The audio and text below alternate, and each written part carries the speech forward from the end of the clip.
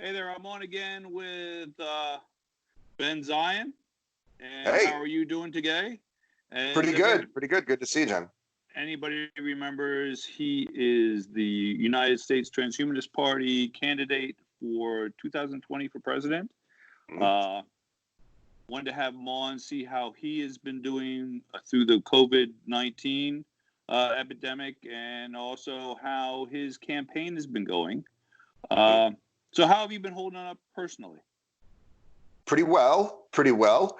This is a difficult time for everyone, and I'm, I'm honored to have friends like yourself and a support network like the one that we have in the techno-futurist community.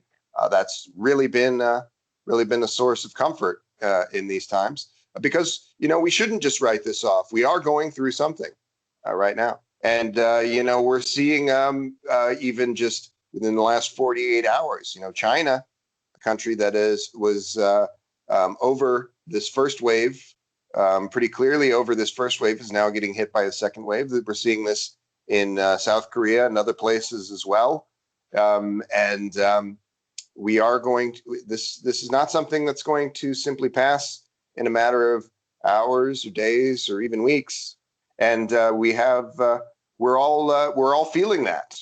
We're all feeling that pressure. In the pre-interview, you and I were talking about going here or there and feeling some pretty strange energy from folks. And I want to thank all of your viewers for keeping your wits about you and for try and stay positive. We were talking about our travels to different countries and how people sometimes do respond differently culturally to these kinds of pressures. And I want to encourage people to keep your chin up, keep a good heart, an open heart, and not be lashing out, not be blaming folks. Just try and stay positive through all of this. Yeah, it has been a tough time for a lot of people, and especially for the people that are out there being the workers that are considered vital and that are still working, because they're dealing with it every day, trying to deal with the situation, try and keep things safe for the other person, wearing masks, the whole shifts, gloves. Working, you feel bad for people that are at a store working through the glass for a whole 8-hour shift and stuff with masks and gloves on. And for most of us, we're only keeping it on for a couple of minutes to go in and out of a store or a location. And so you have to think of how they're being magnified. You and I have been close to some of these essential workers and services throughout. I think we're both lucky enough to not be these folks working in the corner shop, risking our lives for $11 an hour. It's to call these folks essential workers. It's almost a disservice to them. And I had a lot of people talk about my futurist New Deal for America and say these things that you're talking about, Medicare for All Plus, or freedom dividend, a basic income for all citizens funded by the federal land lease program. A few months ago, people would sometimes react with more skepticism. More recently, they're not quite so skeptical. We have to consider things like this at this moment in history because we do have 55% of our workforce working in these service jobs, basically working in these minimum wage jobs where even before this, they were receiving artificially low wages, paying artificially high rents, even when they were not risking their lives on a daily basis. Now we're asking them to be doing that. We need to find ways to see that humane economic policies are distributed, are seen to come to pass in this country, because to not do so is to push us closer and closer to utter ruin as a nation. Well, it is interesting too. I mean, some of the ideas I know about having a minimal income for everybody and how people always seem to complain to that socialism. But then I did notice people complaining when they gave people their money for for this going on when people were waiting for their checks to come in the mail, and they were actually looking forward to it and happy about it. So it Yeah, is yeah, interesting how the tunes of people change depending on the situation. yeah. And look at how these relief bills are constructed. I just was reading a piece how Betsy DeVos and company have had their finger on the scale in crafting these relief bills, so that overwhelmingly those funds are going to corporations and institutions other than ordinary people. They're saying if you look at the workers that were paid out in these first two relief bills, and there's more of these even going through now.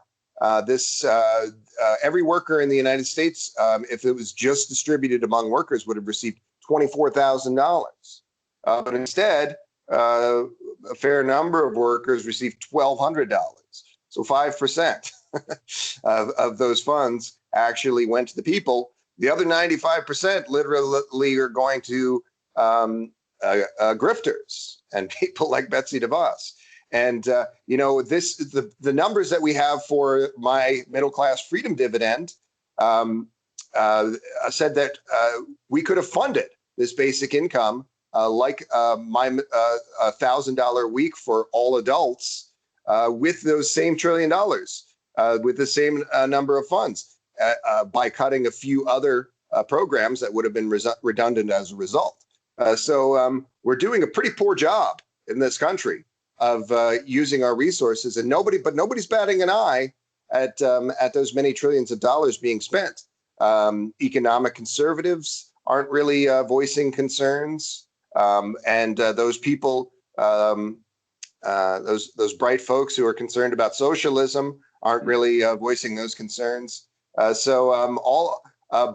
what is happening is we're doing everything wrong, and we should really be using this to see that our middle class is strengthened and able to get through this difficult time. Because there's I a lot believe in that. Yeah, we need to support the middle class because it's really the middle class that our country runs off of. Mhm. So I mean, we should make sure the middle class stays well, because that is really the blood and the heart of our nation. Yeah, So and I greatly agree with we that. haven't done nearly enough of it over the last 4 decades. It's truly sad. I think of organizations like the Heritage Foundation, organizations like, people say to me, "Oh, do you really believe that the Koch network is responsible for these problems, the undermining of our middle class?" But if you look at the things that they've imposed upon us, like a whole host of things on the order of dark money institutions or Citizens United, if you compare what would be like without those kinds of things that have led us to the brink of kleptocracy, the United States would be a place like Germany, a place that is able to anticipate these things and react appropriately. Or even if we had this exact same outbreak, people would be getting the basic services. We would have a middle class. We wouldn't have people pointing guns in the air and saying, we're going to lash out at some ethnic minority. We're going to lash out at the workers themselves because we would have the necessary protections to get through these months. But we don't have that because we've allowed our institutions to fall into utter disarray. I am concerned with some of the openings up. I mean, I am going rammy myself, I have to admit. But like you just said, some of the other countries are now going through their second wave, and I am concerned with us opening up too quickly and haphazardly, and having a second wave ourselves. You're in an area that has a higher infection rate. So I should say the infection rate where I am is about 4 times that of California or some other places that are more in the desert. But your state of Pennsylvania, some areas have higher infection rates still. Although I wouldn't imagine. Yeah, I wouldn't imagine your area. Stuff. Yeah. I guess what I have heard is the I-95 belt going up the I-95 highway. which is a very dense area around it. Goes up past DC up through to New York is kind of a dense area, and with disease also, with sickness. So yeah, there are some areas in Pennsylvania. A big, large chunk has gone yellow now for Pennsylvania, and more is going to go yellow. It's mostly going to be down towards closer to that, like I said, the I-95 Beltway. But things are going yellow, which means they're not quite fully open yet, but they're opening. Let me put it that way. So it's interesting. It's I mean, I never expected this. Never saw anything like this in my lifetime before. So I don't think any of us have. Yes, and your state is pushing up to 5,000 deaths. That was a number that people early on thought that maybe that would be our total deaths all across the U.S. And now that's just in one particular area in the Northeast. That's a little sad. But of course, to be in a city like New York is to be in one of the hot zones of the world for something like this. New York is very much a city that is built up. And, I've already spent a day walking across New York City, and you think to yourself, you can walk across it in a day. It's not as big as you think, but they go up. There's a lot of people on top of people, skyscrapers, developments that are up into the sky, not spread out, not like when you're out in LA and everything's spread out. So it is a very dense area, and that can be dangerous for people. Now, I know myself.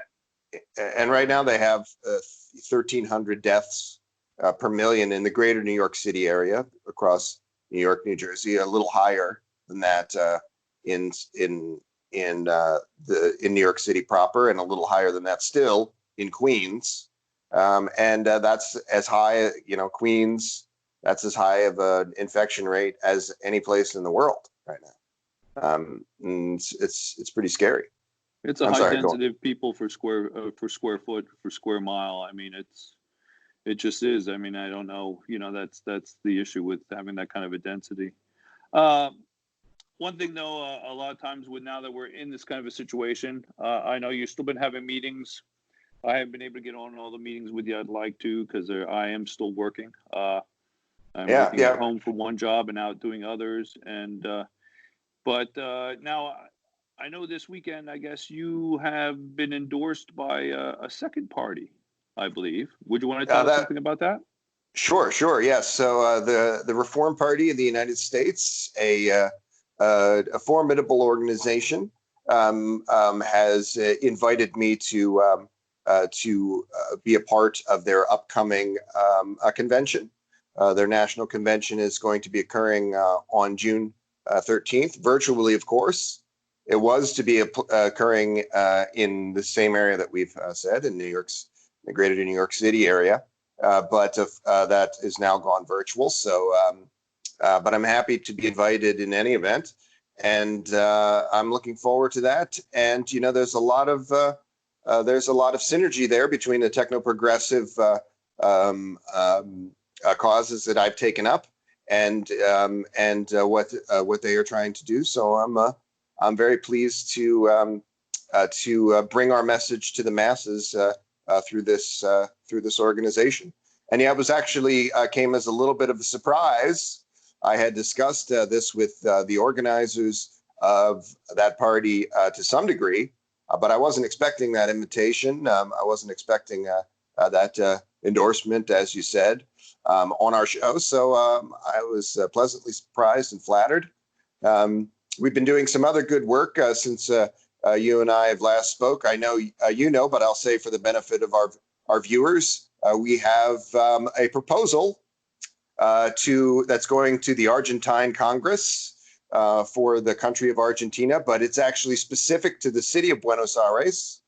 So we've had a number of meetings with the Buenos Aires health minister, the mayor down there, the party boss, the head of the ruling party down there, and it's a center left party, good folks. It's a nice place, Argentina, and our proposal for the Argentine Congress is that the city of Buenos Aires will declare aging a treatable condition, and will begin to dedicate their public health service to seeing that lives are being saved in this context. This is quite timely because, as we know, the coronavirus does affect older people. It does affect them overwhelmingly. These 100,000 deaths in the United States. Now, I say that's a conservative number. The official death toll at this time is 95,000. But I would say if we had been including all of the folks who were dying at home, in hospice or elder care, and really including all of those numbers, this number would be a good deal higher. It's a bad thing that we're not being honest with ourselves about what's happening here. This is overwhelmingly, as we said, elderly folks who are dying from this, and we're finding more and more that it's younger people with pre-existing conditions, and unfortunately, there's a socioeconomic skew towards people who are lower SES, and that's very tragic. You know, there's just a piece that said that in New York City that Black and brown folks are dying at twice the rate of white folks, and that reflects this socioeconomic skew that I mentioned. Governments are scrambling to know what to do right now, and some people are resigning their positions out of this frustration and a concern for what comes next. And so we've been coordinating with our organizers in the life extension community to give them some ray of hope in this life extension declaration proposal, because this will reflect well on the city of Buenos Aires when they choose to make this declaration. We'll be able to bring in research and development from our partner organizations and many others, and this will, I do believe, not only lead to better public health outcomes in that city, but a cascading effect of enthusiasm for public health and for longer lifespans. And people are really, at this moment, prepared to be accepting of these ideas that we have. It's a little bit like what I said about economic policy. A few months ago, people were sometimes giving me a side eye when I talked about these things, not as much nowadays. It's the same thing with the life extension. I think this is a time where people will be more receptive to these messages. I think that's true. It makes people think a lot differently when something like this happens. I'll tell you something I've also been concerned about this is everybody talks about after this is over and we're free not to worry about, being locked in or self-quarantine, shall we say, what the new normal would be. And sometimes that worries me, the talk of the new normal. Well, how do you think that might affect us? Well, in this time, there's disinformation campaigns. I was a little bit upset that so many people in our community were basically accepting this anti-science, what I would regard as this anti-science reopen the economy doctrine, which is being more or less being spoon-fed to us by the likes of Robert Mercer, who is responsible for misinformation campaigns in the form of Cambridge Analytica.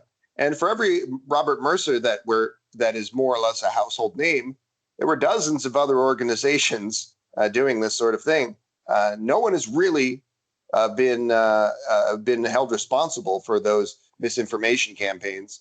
And don't kid yourself. If you think that those misinformation campaigns and influence operations of a deleterious kind were bad in 2016, when we have the longer lens of history to look at this, I'm quite certain that we'll be saying that it was much worse in 2020. And we don't have that vantage point yet to verify that in the same way. But this reopen the economy movement was absolutely that kind of AstroTurf kind of organization. They were paying people $1,000 to go into those quote unquote protests. They were bussing them in.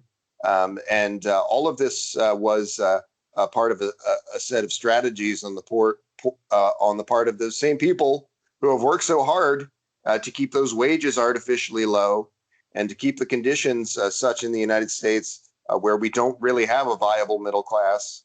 Those same people responsible for those problems also are wanting these quote unquote essential workers to go to their death at this time so that they won't lose too much value in the marketplace. And that's a horror. That's a horror. And it saddens me that because people in the futurist community, they were not so gullible outside of the United States. But in North America, there were an awful lot of folks who were prepared to accept this pack of lies.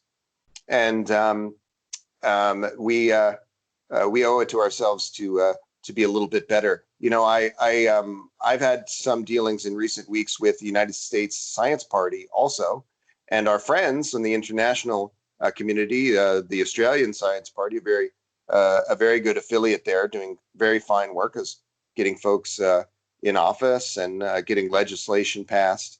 And I just I have to say that I'm a little bit frustrated with our North American futurist movements at being on the wrong side of history and on the wrong side of science in some of these times. But this kind of confusion in general, you know, it's running amok. It's driving some people crazy. So when you say what is the new normal, it's some of it seems to be confusion, out and out confusion. And this is why I encourage people to, as I said at the top of the call, try and stay mentally focused. Have some discipline. Don't start entertaining wild-eyed theories, and don't even if when people say these things, you have to stop that. You know, this is something that is associated with the techno-futurist ideas, but we are people on the whole in the world transhumanist movements, people who are overwhelmingly pro-science and pro rational discourse, and we need to use this energy that exists, not allow it to be channeled by these right-wing misinformation machines, not allow that energy to be channeled into disruptive ways. We need to focus it into productive things. You know, and I mentioned to you that I think we are at a unique moment in history. The Surgeon General Jerome Adams, about a month ago, said we're having a Pearl Harbor moment. Other folks have likened it to other historical moments. I think that in some ways we are looking at a time where we are at we are in 1929 at the crash of the stock market, and we are looking at this proliferation of economic populist movements that occurred between that time and 1933, when the New Deal came to pass, and this became a more mainstream phenomena. And people in fringe parties can capitalize on that energy by focusing on doing good work and focusing on truly reform-minded things, but entertaining a lot of talk about Bill Gates being the Antichrist, or 5G causing you to turn into a space alien or something. It's no good. Well, my brain has rotted away from color TV back in the 60s already. So, I mean, I've been through the color TV will fry your brain to my favorite next was when the computers went to 2 gigahertz and how that was the same as microwaves, and we're going to cook ourselves because our computers are running at that speed. And it's always something new. I mean, do I think that sometimes technologies has health risks? Yeah, I'm sure there are some health risks, but I think people a lot of times blow things out of proportion, and everybody. Well, you know, Alex Jones has been saying this kind of thing in his life from the 1990s. He thought that 1G was going to be the death of us all. He thought that 2G was going to the death of us all. 3G, 4G, 5G now is going to be the death of us all. Alex Jones doesn't really believe that 5G is going to be the death of us all. Alex Jones believes that if he can disseminate misinformation, he can disrupt honest organizing, and this is something that people on the right are very, very good at doing. I do know something for sure. It's going to hurt my bank account, my wallet when I buy the new phone. That I do know for sure. Yes, indeed. That will hurt. So I will feel some pain from the 5G, but I'm not sure if that might be the extent of it. It might be. But so now this being restricted to where you can go and stuff, I'm sure this has hurt your campaigning. Where do you think you're going to try and go from here? And how are you moving ahead right now? I've been able to focus on some kinds of projects. Like I mentioned, the South America project is not limited to the city of Buenos Aires or our organizers in Argentina. We have other partner organizations doing some of the same work down there. So I've been able to focus on a lot of that, and domestically able to focus on projects of this kind as well, of an equal strength. So I don't feel that I've been hobbled in every way, but even some ordinary things, like my proposal to be in the Guinness World Record book, as you know, was accepted, but it's still pending because I haven't actually been able to do the record, and not because I don't have the equipment or the will to do so, but because my teams of witnesses have become unavailable because they're practicing safe social distancing. Yeah. And they actually changed the rules, the Guinness organization, since you and I last spoke, to make it a little easier to fulfill these things and still keep within the spirit of social distancing. So I need to actually regroup with some of these teams, the A, B, C, and D team, and see if I can convince them to any of them to still witness this event with me. You just need to put a camera on you and watch it 24/7 through a camera. That's all. Right. And this idea, the rule change, basically does reflect a move in that direction. Do you think it hurts you with not being able to get out and speak publicly and be seen by people in that way? Oh, sure. I mean, the last. But right now, it's hurting everybody, though, not just you. Then. Yes, that's true. The last event of this kind that we did was a free and equal election debate. Chicago. Yeah, and that was a pretty big affair.